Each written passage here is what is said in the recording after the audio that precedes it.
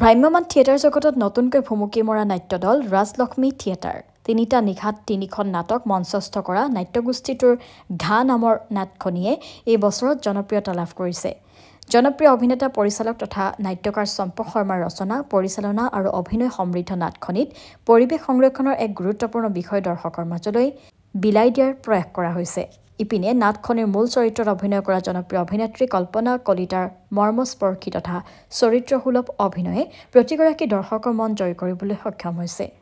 উল্লেখ্য যে আগন্তুক নাট্যবৰ্ষতো একেটা ভ্ৰাম্যমান গোষ্ঠীতেই দেখা পোৱা যাব কল্পনা কলিতাক।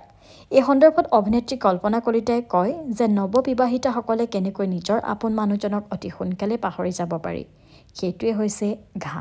এইবাৰ অকণমান এক্সেপশ্যনেলভাৱে চম্পক দাই কেৰেক্টাৰটো লিখিছে। মোৰ কেৰেক্টাৰটোৰ নাম হ'ল জয়া, এগৰাকী নবিবাহিতা ছোৱালী, কিন্তু খুব সোনকালে তাই বিধৱা হয়।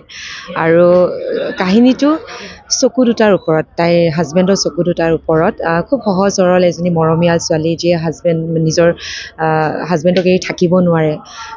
খুব মৰম আকলোৱা তাইৰ। তাৰপিছত হাজবেণ্ডজন ঢুকোৱাৰ পিছত তাইৰ জীৱনলৈ কি সংগ্ৰাম আহে, কেনেকুৱা ধৰণৰ ঘা তাইৰ জীৱনলৈ আহে। আমি ঘা বুলি ক'লে আচলতে দেখা ঘাটোহে বুজোঁ, ধৰক কিবাই কাটিলে ঘা লাগিলে, কিন্তু মানুহৰ অন্তৰৰ ভিতৰতো যে কিবা এটা ঘা থাকে, এই চৰিত্ৰটোৰ দ্বাৰা মই ৰূপায়ণ কৰিবলৈ চেষ্টা কৰিছোঁ। চম্পক শৰ্মা আছে, আপোনাৰ চন্দন ডেকা, নৱ কাশ্যপ, তাৰপিছত দেৱজিৎ, গীতাঞ্জলি বা, পূজা, নন্দিনী কাশ্যপ, এনেকৈ বহুকেইগৰাকী পুৰণি শিল্পীৰে আমি ৰাজলক্ষ্মী থিয়েটাৰ এইবাৰ ওলাইছোঁ।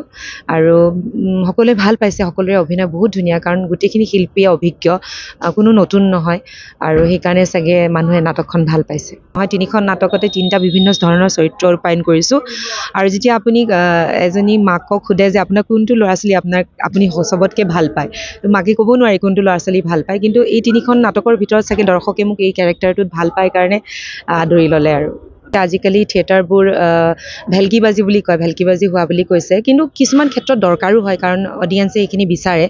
আৰু অকণমান জাক জমকতা নাথাকিলে থিয়েটাৰ চাবলৈ আজিকালি মানুহে নাহে। আমাৰ কিন্তু ৰাজলক্ষ্মী থিয়েটাৰৰ 3খন নাটকে আপোনালোকে চাব। আমি যদিও জাক জমকতা ৰাখিছোঁ, তাৰ ভিতৰতো আমাৰ নাটকত খুব ধুনীয়া মেছেজ দিয়াৰ আমি চেষ্টা কৰিছোঁ, আৰু আমি নাটক কৰিবলৈ চেষ্টা কৰিছোঁ।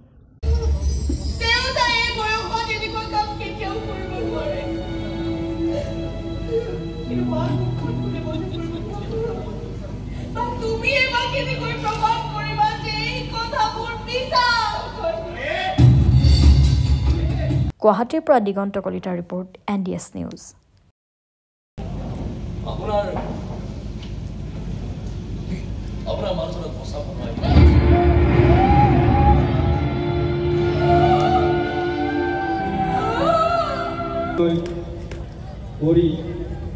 ৰাইজক আমোদ দিছে, আৰু তেখেতসকলৰ এই কৰ্মৰাজি আমি সদৌ অসম দিব্যাংগ বহুমুখী উন্নয়ন সংস্থাৰ তৰফৰ পৰা মৰমৰ চম্পক দা,